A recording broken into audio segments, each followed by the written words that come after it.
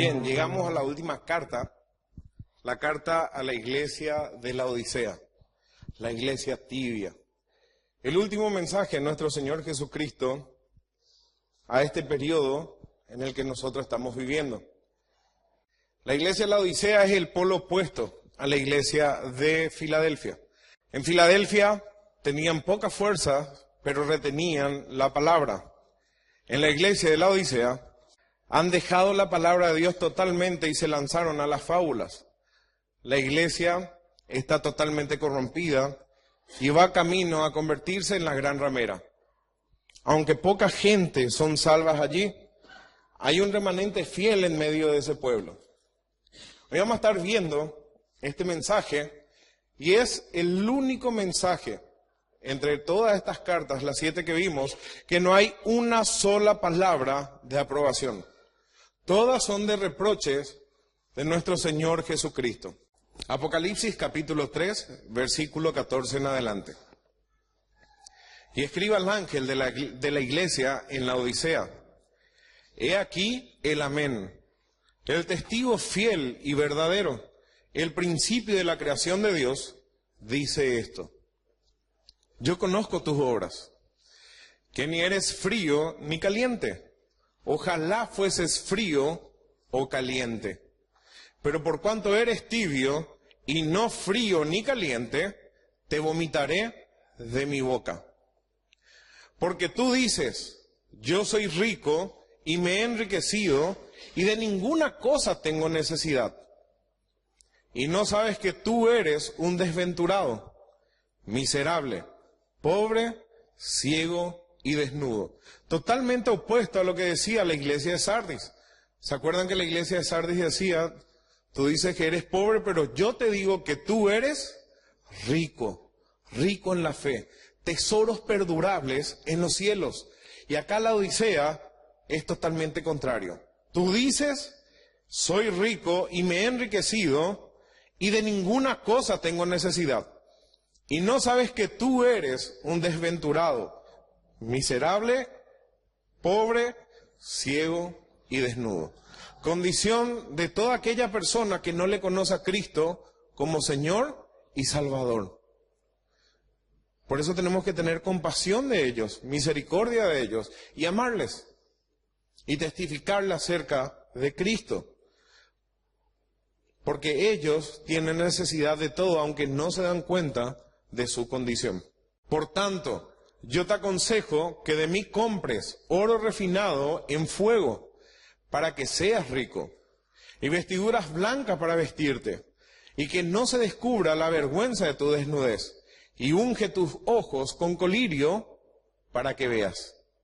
Yo reprendo y castigo a todos los que amo. Sé pues celoso y arrepiéntete.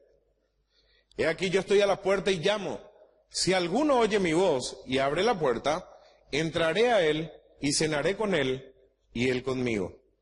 Al que venciere le daré que se siente conmigo en mi trono, así como yo he vencido y me he sentado con mi Padre en su trono. Es notable que esta iglesia se llama cristiana, pero Cristo está fuera de ella. Se proclama que ve, se proclama que es rica, se proclama que entiende y se proclama que es salva. Y Cristo le dice que no. Él está a la puerta incluso. Y vemos la compasión del Señor Jesucristo que llama a la puerta de esta iglesia para que se arrepientan. Como Dios le da la oportunidad una y otra vez. He aquí yo estoy a la puerta y llamo. Si alguno oye mi voz y abre la puerta, entraré a él y cenaré con él y él conmigo, personal. Si te llamas cristiano y Cristo realmente está fuera de tu vida, y tu vida refleja que Cristo realmente no es Señor de tu vida, por tus obras, Él está a la puerta y te llama al arrepentimiento.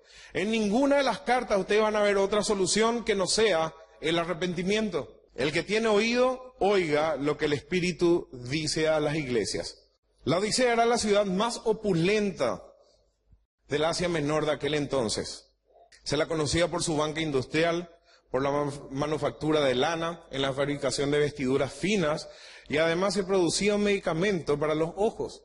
Ahí se producía el colirio.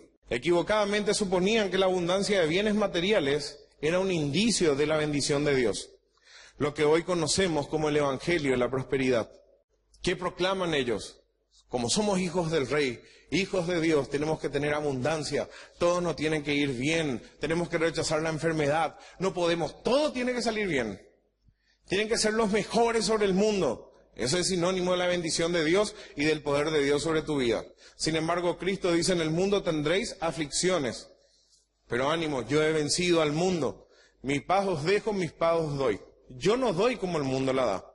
No se turbe vuestro corazón ni tenga miedo. Y si vamos a ver la vida de Jesucristo, Él no tenía dónde recostar la cabeza, dice. Los apóstoles, todos muertos, a excepción de Juan, que escribió el Apocalipsis. Después todos muertos, martirizados. ¿Cuántos mártires a través de la iglesia?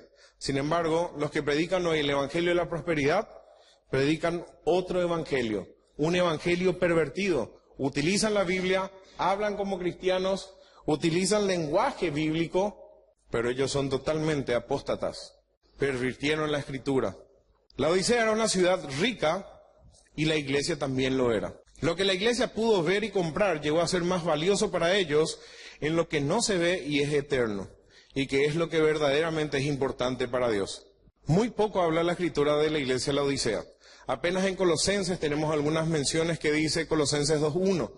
Porque quiero que sepáis cuán grande lucha sostengo por vosotros y por los que están en la Odisea, y por todos los que nunca han mi rostro, para que sean consolados sus corazones, unidos en amor, hasta alcanzar todas las riquezas del pleno entendimiento, a fin de conocer el misterio de Dios el Padre y de Cristo, en quien están escondidos todos los tesoros de la sabiduría y del conocimiento. En Cristo están escondidas, o escondidos mejor dicho, todos los tesoros de la sabiduría y del conocimiento.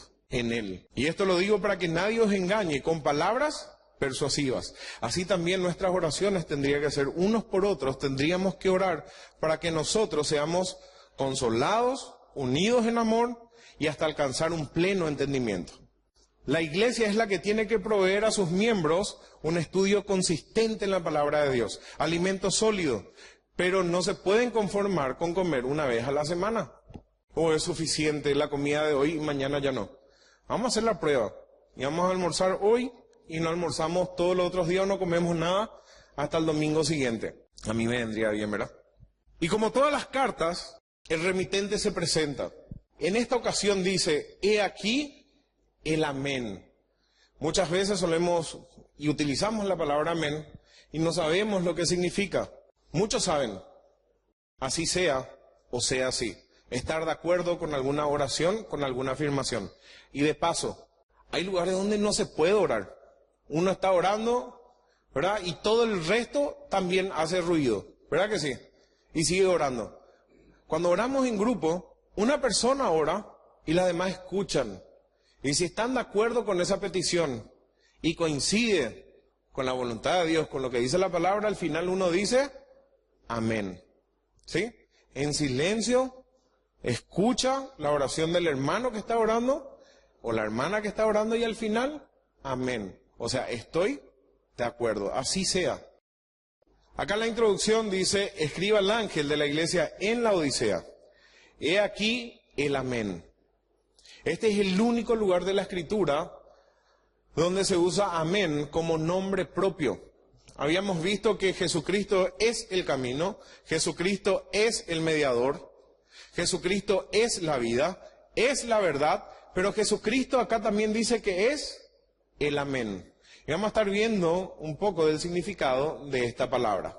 El amén se transliteró al griego y al castellano de una palabra hebrea, que significa verdad o cierto, firme, confiable, digno de confianza y fiel. Y vamos a estar abriendo 2 Corintios capítulo 1, versículo 20.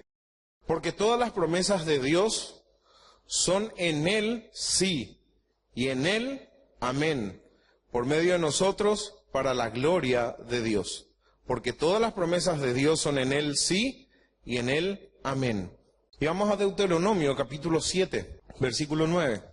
Dice así, Conoce pues que Jehová tu Dios es Dios. Dios, amén. Dios fiel, que guarda el pacto y la misericordia a los que aman y guarda sus mandamientos hasta 1000 generaciones. Conoce pues que Jehová tu Dios es Dios, Dios fiel. Cuando es pronunciado por Dios, equivale así se va a hacer o así será. Es un decreto divino. Cuando Dios habla, se cumple. Jesucristo cuando habló con autoridad como Dios mismo y le dijo, Lázaro, ven fuera, la voz autoritativa de Dios dio una orden y el muerto tuvo que resucitar, porque todas las cosas le están sujetas a Él.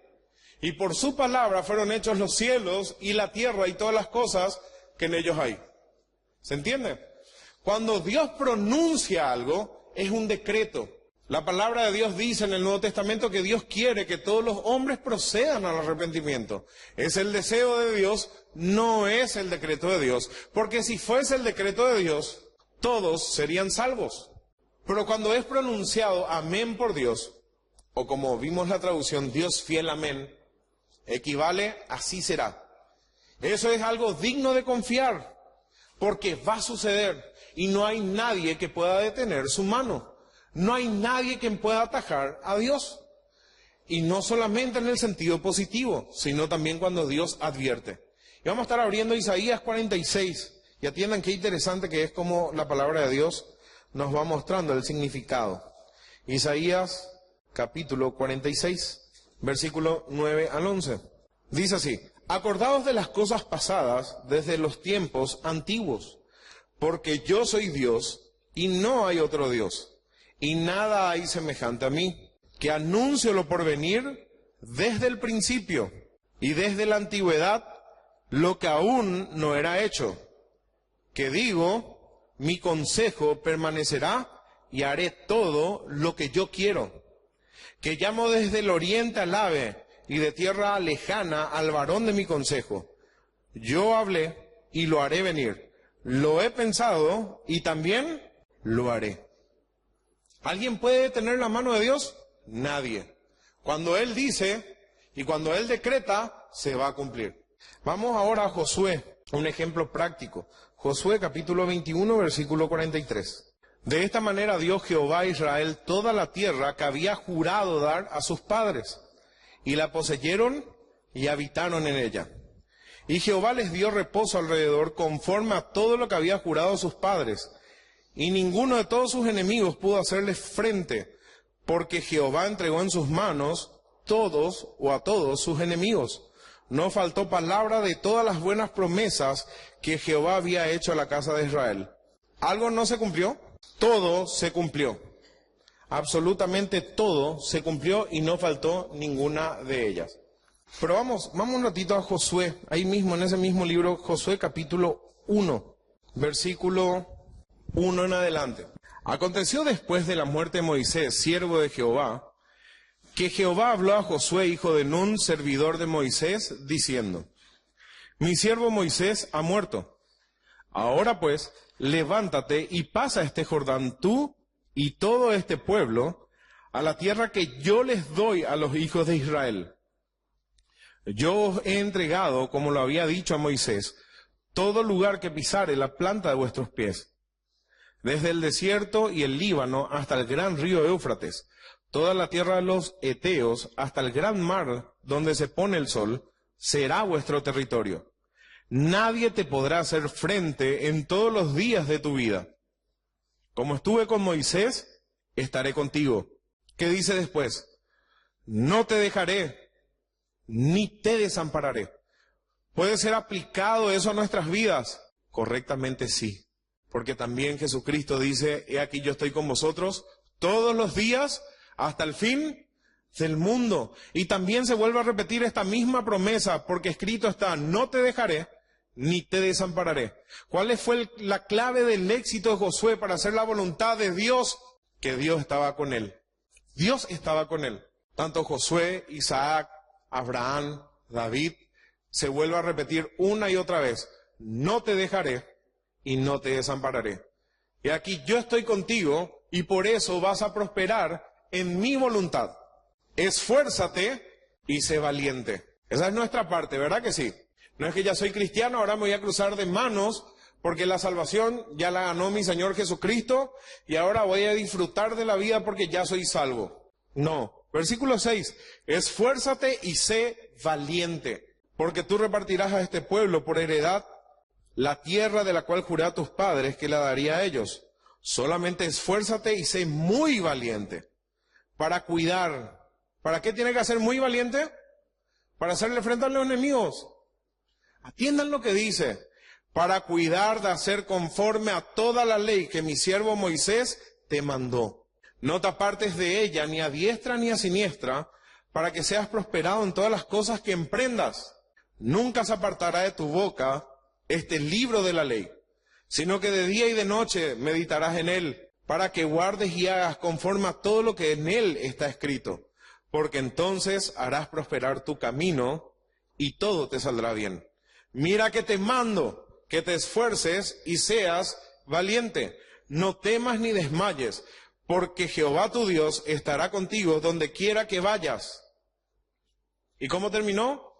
Todas las promesas que Dios había hecho se habían cumplido. Porque Dios es fiel. Así también el Señor nos dejó cuántas promesas a cada uno de nosotros. Él dijo y Él lo va a hacer. Porque Él es el amén. Dios es fiel en sus testimonios. Vamos a abrir Salmos 19, 7. Salmos, capítulo 19, versículo 7, dice así. La ley de Jehová es perfecta, que convierte el alma. El testimonio de Jehová es fiel, que hace sabio al sencillo. El testimonio de Jehová es amén. Es fiel, amén. O sea, ¿qué significa eso? Va a ser así. Así será. Como también lo son sus advertencias. Vamos a Hebreos, el libro a los Hebreos, capítulo 10. Hebreos 10:30 dice así. Pues conocemos al que dijo, mía es la venganza, yo daré el pago, dice el Señor. Y otra vez, el Señor juzgará a su pueblo. Así como podemos estar confiados en las bendiciones de nuestro Señor Jesucristo, tenemos que estar confiados cuando Él advierte algo, que lo va a hacer. Si la palabra de Dios dice que Dios al que ama disciplina, tenés por cierto y por seguro que eso va a pasar. Si sos hijo de Dios, te va a disciplinar. Isaías 49:7, porque fiel es el Santo de Israel. Cuando es dicho por los creyentes, significa así sea. Y vamos a abrir 1 Corintios 14:16. 1 Corintios 14:16. Y esta es la parte que le corresponde al ser humano. Está corrigiendo el desorden en la iglesia cuando hablaban en otros idiomas. Y dice el versículo 16, porque si bendices solo con el Espíritu, el que ocupa el lugar de simple oyente, ¿cómo dirá, qué cosa? El amén a tu acción de gracias, pues no sabe lo que has dicho. ¿Cómo dirá amén? O sea, cuando es usado por Dios es un decreto. Va a pasar, va a ser así. Cuando es utilizado por el hombre es así sea. Es estar de acuerdo, ¿se entiende? Hoy en día están los falsos creyentes, falsos apóstoles, falsos maestros, que ellos se toman atribuciones divinas y decretan y declaran y dice que su palabra tiene la misma autoridad que la palabra de Dios. Es como si fuera que Dios está detrás de un mostrador en el cielo esperando a que ellos decreten algo para que se cumpla. Dios está a su servicio. Herejía de principio a fin. Y al final van a ver un video en donde yo recopilo varias cosas y se van a dar cuenta que este tiempo es el tiempo de apostasía. Más que nunca la apostasía está en acción. Jesucristo es el amén. Jesucristo es el garante de todas las promesas divinas. El remitente se presenta así. He aquí el amén. El garante de todas estas cosas y el que va a hacer que suceda dice esto. Y luego repite, el testigo fiel y verdadero. El amén expresa la verdad inmutable de sus promesas. Él dijo, lo va a hacer. Tiene poder para hacerlo. Nadie lo puede detener. Pero también dice que Él es el testigo fiel y verdadero, como habíamos estudiado en las otras epístolas. El testigo fiel y verdadero, la verdad de sus revelaciones respecto de las cosas celestiales que Juan había visto y testificado. Miren lo que dice Juan 8, 38 al 40. Yo hablo lo que he visto cerca del Padre, y vosotros hacéis lo que habéis oído cerca de vuestro Padre. Respondieron y le dijeron, nuestro Padre es Abraham. Jesús les dijo, si fueseis hijos de Abraham, las obras de Abraham haríais. ¿Y Abraham qué hizo? Creyó a Dios. Pero ahora procuráis matarme a mí, hombre que os he hablado la verdad, la cual he oído, ¿de quién? De Dios. Cristo es el testigo fiel. Él es digno de confianza. Jesús es el amén. Él es la verdad. Y por cuanto testificó, Él llegó a ser el testigo fiel y verdadero. Es digno de confiar en su palabra. Él es el Dios Todopoderoso. Como Dios Todopoderoso está diciendo estas cosas. Vamos a irnos a Juan capítulo 3. Si os he dicho cosas terrenales y no creéis, ¿cómo creeréis si os dijere las celestiales? Nadie subió al cielo sino el que descendió del cielo, el Hijo del Hombre que está en el cielo. Fue creado Cristo, como afirman muchas religiones. Cristo no fue creado. Él descendió del cielo. Fue el Verbo hecho carne. Creemos nosotros en el testigo fiel y verdadero. Creemos en el amén. Él dijo que Él es el camino, la verdad y la vida. Nadie llega al Padre sino por Él. Solamente a través de Cristo. Él dijo también que el que en Él cree no se va a perder, mas va a tener vida eterna. El que cree al Hijo tiene la vida. El que rehúsa creer en el Hijo, la muerte está sobre él. Y el testigo fiel y verdadero hace un llamado y dice, venid a mí, todos. Y Él le va a dar el descanso que sus almas necesitan. El testigo fiel y verdadero anuncia la condición exacta de la iglesia de la Odisea. Ese testigo fiel y verdadero escudriña nuestro corazón y nos dice la condición en que estamos. ¿Cuántas veces Cristo ya te habló? ¿Cuántas veces escuchaste y tuviste remordimiento, pero no te arrepentiste de tus pecados, porque volvés a las mismas cosas que antes? ¿Cuántas veces Cristo golpeó a tu puerta y nunca la abriste? Y el mensaje no es nada alentador. Aquí el amén da una palabra de advertencia, ni una sola de aliento. Y agrega, he aquí el amén, el testigo fiel y verdadero, el principio de la creación de Dios, el originador, el principiador de todas las cosas. La palabra es arjé, que significa dignidad, dominio, gobernante, magistrado, poder, principado. El instrumento originador, como dice Juan 1, 1 al 3. En el principio era el verbo era con Dios y el verbo era Dios. No era un Dios, era Dios. Este era en el principio con Dios. Todas las cosas por Él fueron hechas y sin Él nada de lo que ha sido hecho fue hecho. Colosenses 1:15 en adelante. Él es la imagen del Dios invisible, el primogénito de toda la creación, porque en Él fueron creadas todas las cosas, las que hay en los cielos y en la tierra, visibles e invisibles, sean tronos, sean dominios, sean principados, sean potestades, todo fue creado por medio de Él y para Él. Y Él es antes de todas las cosas, y todas las cosas en Él subsisten. Él es el principio de la creación de Dios. Por tanto, Él, que es el creador, es garantía fuerte de su fidelidad como el testigo fiel. Jesucristo es el amén. Su palabra es veraz y su palabra se va a cumplir. Todas las promesas de nuestro Señor son apoyo poderoso de nuestra fe. Eso cantamos. ¿Lo creemos? Espero que sí. Yo conozco tus obras, que ni eres frío ni caliente. Ojalá fueses frío o caliente. Los comentaristas dicen que ellos traían el agua de una de las montañas. Cuando bajaba, evidentemente, y se derretía la nieve de alguna de esas montañas, el agua salía bien fría. Pero al llegar a la ciudad de Laodicea, el agua ya estaba tibia. Y si bebían en esa condición el agua, le hacía daño y le provocaba daños estomacales.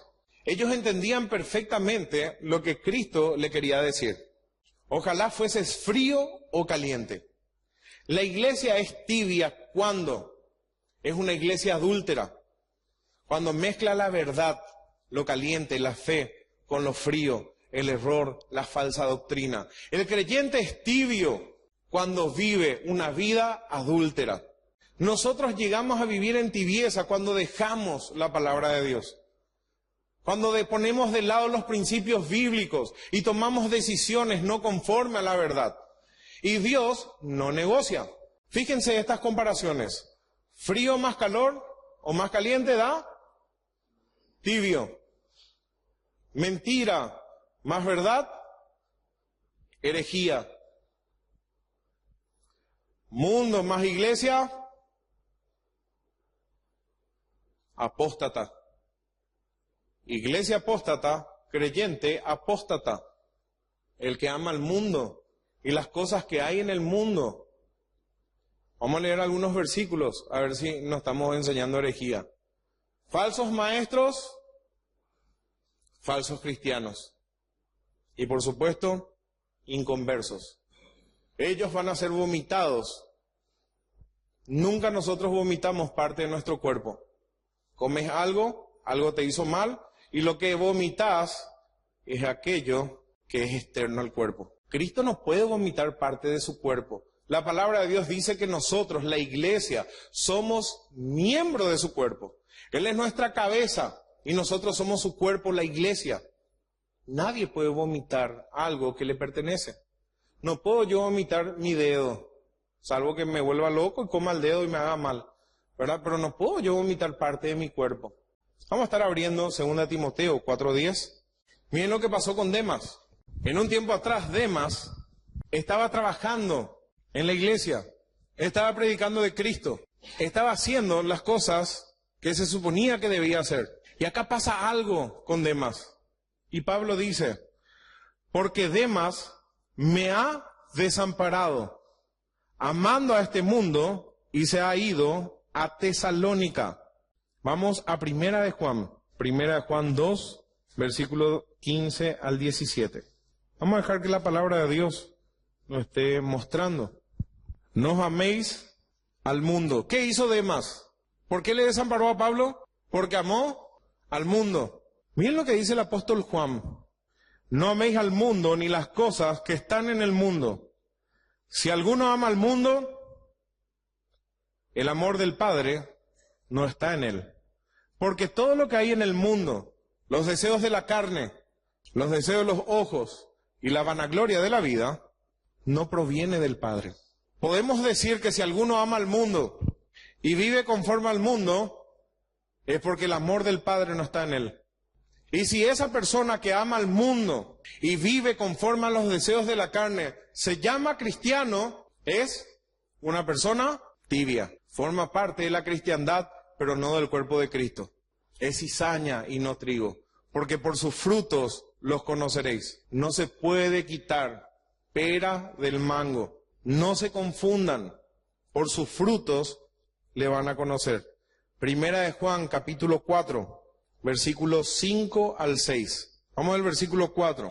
Hijitos, vosotros sois de Dios y lo habéis vencido, porque mayor el que está en vosotros que el que está en el mundo. Lo habéis vencido por causa del que está en nosotros. ¿Y qué está en nosotros? La simiente de Dios, el Espíritu que nos fue dado. Ellos son del mundo, por eso hablan del mundo y el mundo los oye. Juan capítulo 17. No Primera de Juan, sino Juan solamente. Juan capítulo 17, versículo 14. Yo les he dado tu palabra y el mundo los aborreció, porque no son del mundo, como tampoco yo soy del mundo. No ruego que lo quites del mundo, sino que los guardes del mal. Cristo pidió por vos y por mí. ¿Se acuerdan que Pedro le dijo a Jesús, por más que todos se escandalicen, yo nunca me voy a escandalizar de vos? Yo no te voy a negar nunca. Y le dice Cristo, el amén, le dice Pedro, esta noche, antes que el gallo cante 3 veces, vos me vas a negar. No, Señor, hasta la muerte, mi vida voy a dar por vos. ¿Qué pasó? Pedro le negó. Pero agrega algo en el relato bíblico. Pero yo he rogado por ti, para que no te falte la fe. Cuando vuelvas, ¿qué le pide que haga?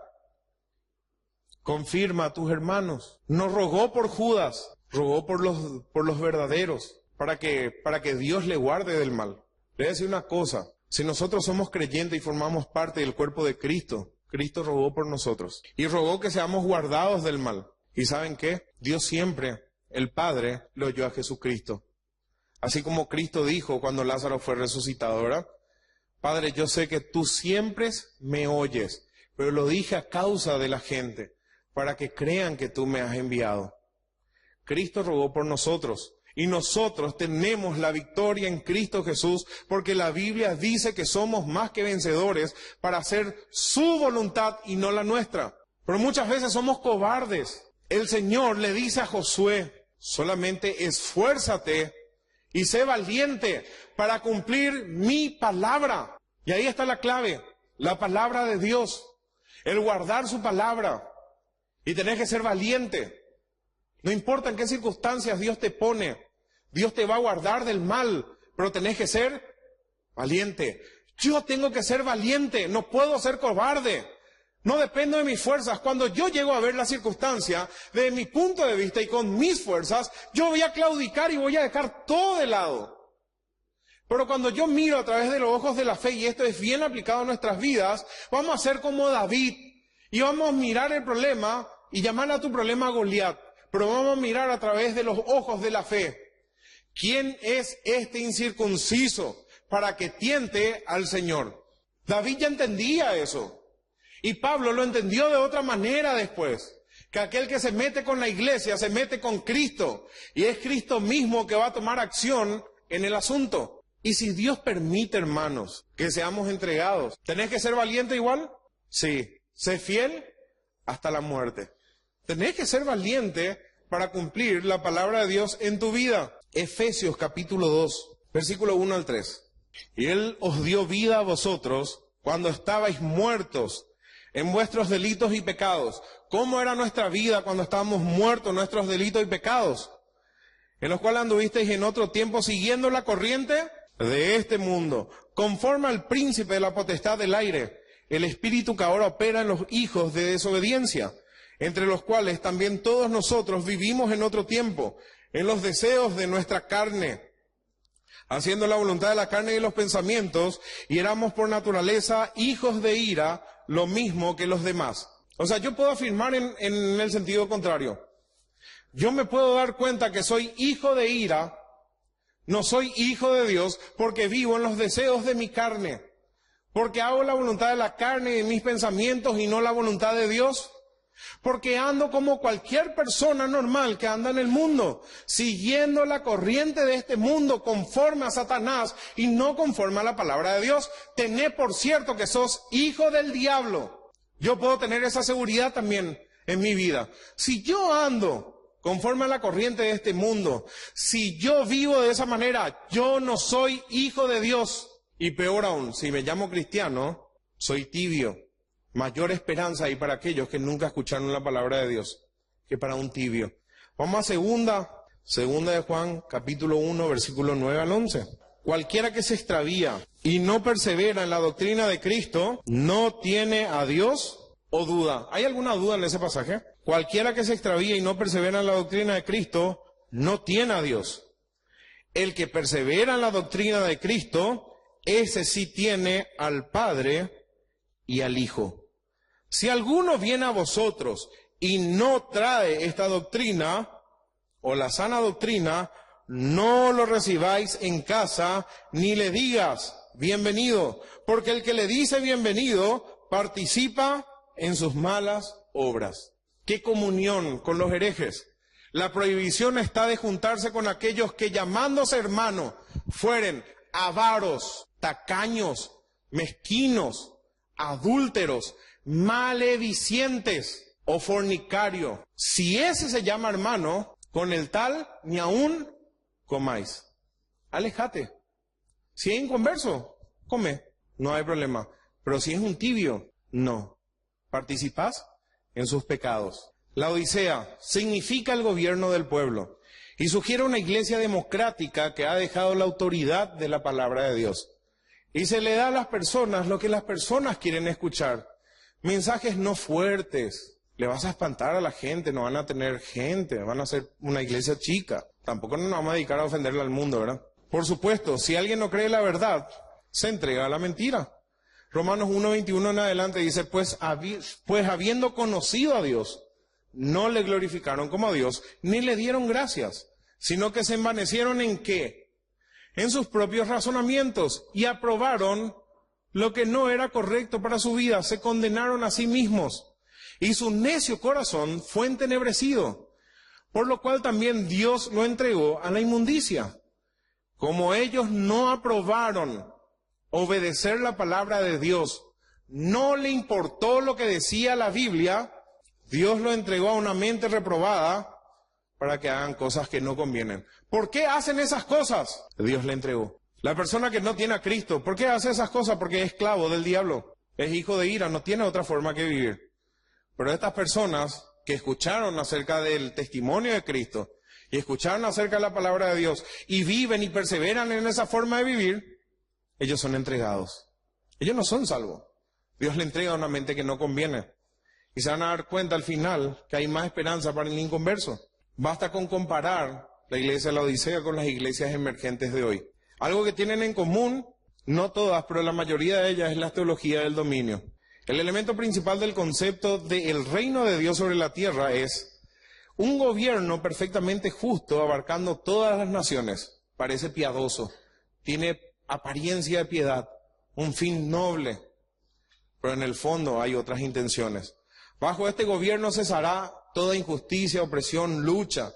Los males de la pobreza no serán más conocidos, y todos los hombres habitarán en paz y prosperidad como hermanos. Ellos se presentan como la gloriosa iglesia de poder y de dominio de estos últimos días, y que va a controlar el mundo haciendo de Jesús, o que Jesús regrese como rey. Fíjense la blasfemia en lo que dicen, que la venida de Cristo depende de ellos. Afirman, Dios está levantando y capacitando grandes líderes que harán proyectos para llevarlo a cabo. Cuando tomen posiciones de poder, la iglesia, entre comillas, va a tomar posesión de los gobiernos. Es exactamente lo que piensan las sectas secretas, las sociedades secretas, mejor dicho. Ellos le llaman a esas personas líderes llenos del Espíritu. Dios ha levantado una iglesia poderosa para tomar el dominio ahora. Nosotros, dicen, establecemos el reino de Dios. Ellos pregonan Paraguay para Cristo, el mundo para Cristo, Ciudad del Este para Cristo, o donde se encuentren, supuestamente todo para Cristo. Se autoproclaman apóstoles, profetas y muchas otras cosas, entre otras herejías. Hasta hay apóstoles mujeres. Y en ellos se cumplen todo lo enseñado por las Escrituras en cuanto a los falsos maestros, obreros fraudulentos que se disfrazan como apóstoles de Cristo, que se lanzan a las fábulas y que hacen mercaderías de las personas. Y muchos de nosotros escuchamos y vemos esas cosas y decimos, ¿cómo puede ser que crean? ¿Cómo puede ser que sean tan engañados? El peor de los pecadores se da cuenta del fraude que eso es. ¿Por qué? Porque ellos son fríos, no son tibios. Los tibios no se dan cuenta. Fueron entregados a una mente reprobada. Ustedes no escucharon las burlas que hacen los inconversos acerca de esas iglesias. Y tienen razón. A esas iglesias que lucran con la fe de las personas. Lucran con la religión. La mentira de la Odisea incluye el rechazo al arrebatamiento. Muchos de ellos afirman y se mofan de esta locura, que se preocupaban por vivir en santidad y Cristo nunca vino. Jesús no puede venir, dicen ellos, sino hasta que dominemos el mundo. Él no puede venir hasta que tomemos el dominio y lo traigamos de regreso a un mundo al cual hemos traído a su misión. Se burlan de un repentino e inminente regreso de Cristo. Como dijimos, no todos, pero en su mayoría. Y Jesús afirma que un siervo malo es el que dice en su corazón, mi Señor tarda en venir, y empieza a hacer las cosas que son incorrectas. Empiezan a vivir de una forma malvada, de una forma perversa. Es una persona mala. Han colocado la venida del Señor en un futuro remoto y su principal preocupación no es lo que Cristo está haciendo, sino lo que la iglesia está haciendo. Ustedes van a escuchar mucho acerca de pactos, acerca de la unión de religiones, acerca del ecumenismo, porque ellos tienen que traer el reino de Dios. El interés actual no es interno, sino externo. Alcanzar más miembros, crecer en influencia, establecer un reino terrenal. A ellos no les importa la doctrina. Ellos quieren cantidad de gente, ocupar cargos políticos, dominio, poder, grandeza, dinero. Es un gran negocio a nivel global. El reino de Cristo nunca ha sido y nunca será de este mundo. Como lo afirmó Jesús y dijo, mi reino no es de este mundo. Mi reino no es de aquí. Los de la iglesia de la Odisea pueden quedarse con este mundo también si quieren. Pero los cielos y la tierra que existen ahora, dice Pedro, en 2 de Pedro 3:7, están reservados por la misma palabra, guardados para el fuego, en el día del juicio y de la perdición, ¿de quiénes? De hombres impíos. Están reservados para aquel día. Puede estar más claro. La tierra y las obras que en ella hay serán quemadas. 2 de Pedro 3:10. La iglesia verdadera se une a una voz con el apóstol Pedro y podemos exclamar, pero nosotros esperamos según sus promesas, cielos nuevos y tierra nueva en los cuales mora la justicia. Nosotros no vamos a hacer nada. Él va a traer una justicia perdurable. El príncipe de paz, mi Señor Jesucristo, Él va a venir con todos sus santos y va a regir las naciones con vara de hierro. Y toda la tierra va a ser llena del conocimiento de Jehová. Es obra de Dios y no obra de los seres humanos. Mi Señor lo va a hacer. Mientras estemos aquí en el mundo, vamos a sufrir injusticia. Va a haber desigualdad. Los seres humanos son imperfectos. Somos ingratos.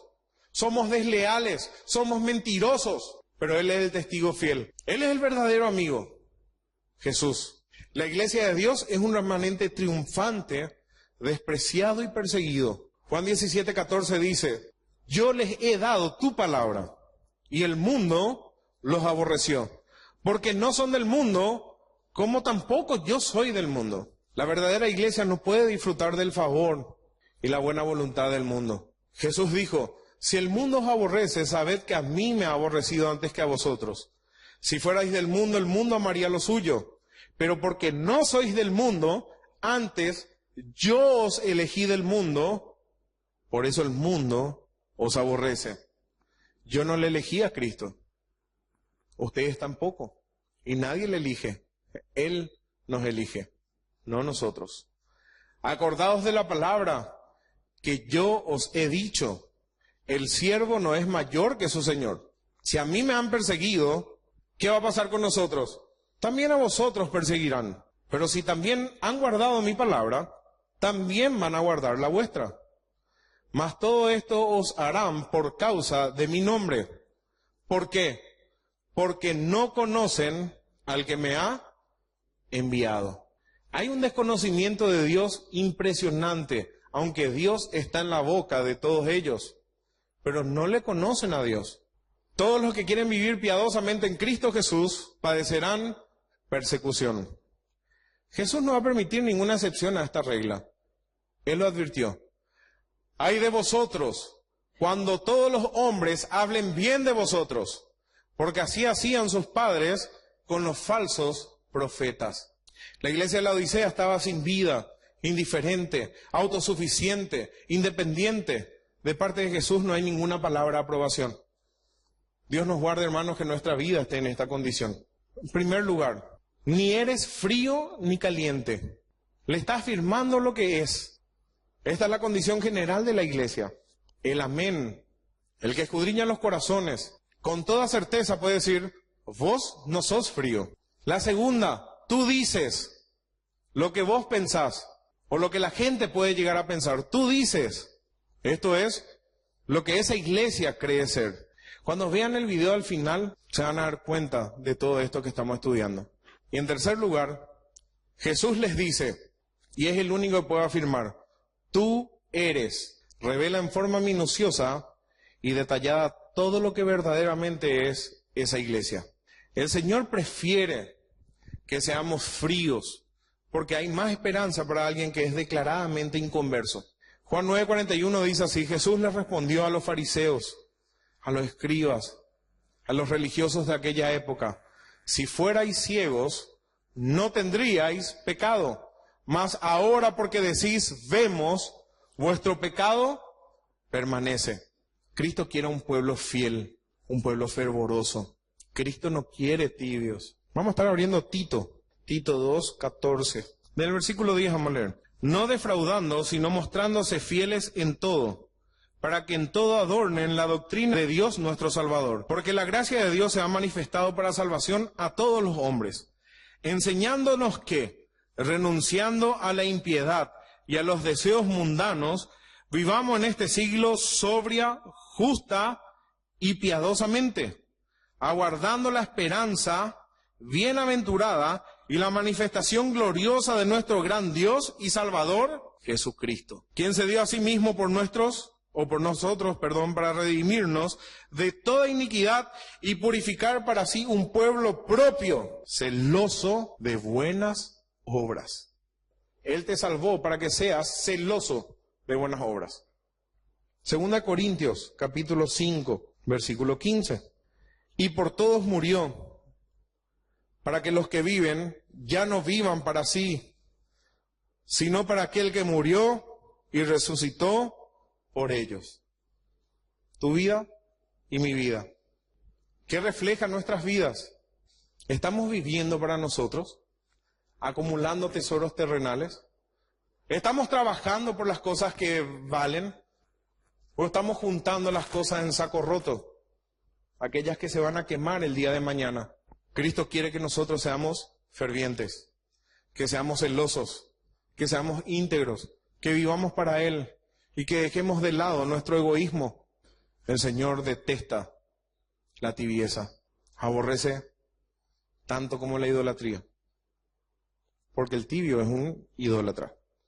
Tibio es aquella condición en que la convicción no llega a afectar la conciencia, el corazón o la voluntad.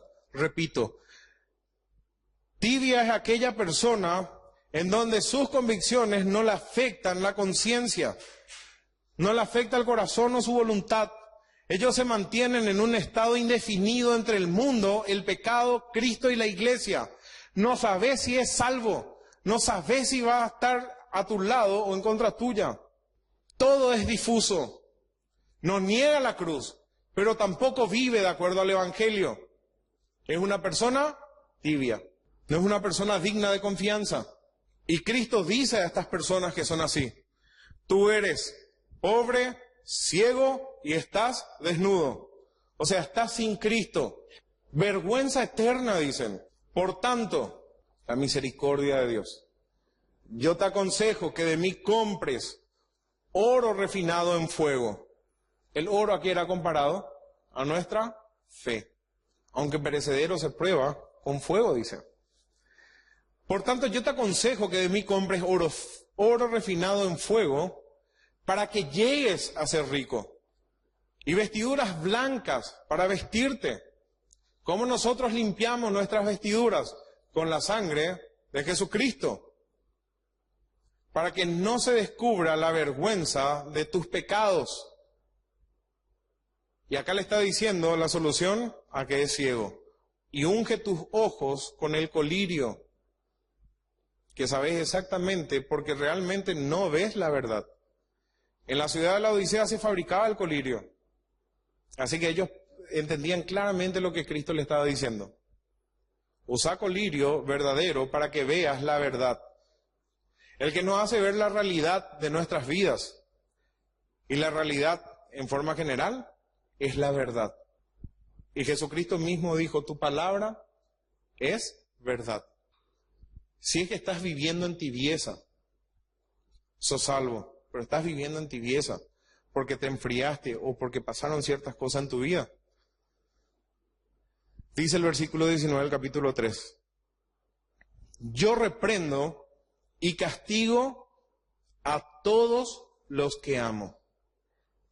Sé pues celoso y arrepiéntete. ¿Para qué Cristo adquirió un pueblo? Un pueblo celoso de buenas obras. Como les dije al comienzo, Cristo está fuera de la iglesia, de la Odisea. Está bien, podemos testificar y podemos decir, Cristo está tocando la puerta de tu corazón. No hay problema en aplicar así. Pero literalmente, es una pena que haya iglesias y que Cristo esté fuera de ellas.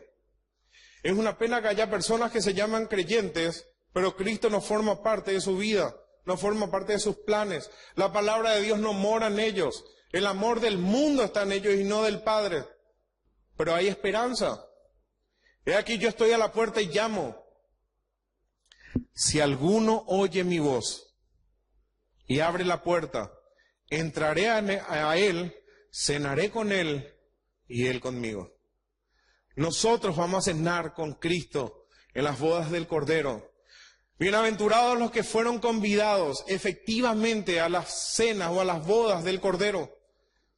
El que es salvo va a estar allí. Después de esto vamos a estar viendo el video, como les dije. Sin embargo, para todos aquellos que escuchan, Cristo está a la puerta y llama. Y no hay otro mensaje sino arrepentíos. Como dijo Cristo, el reino de los cielos se ha acercado. Arrepiéntanse de sus pecados y pídanle a Dios que les salve de sus pecados. El único camino es Jesucristo. No hay otro camino. Todo lo demás es engañoso. Te pueden llevar a cualquier parte, pero menos a Dios. Al que venciere, le daré que se siente conmigo en mi trono, así como yo he vencido y me he sentado con mi Padre en su trono.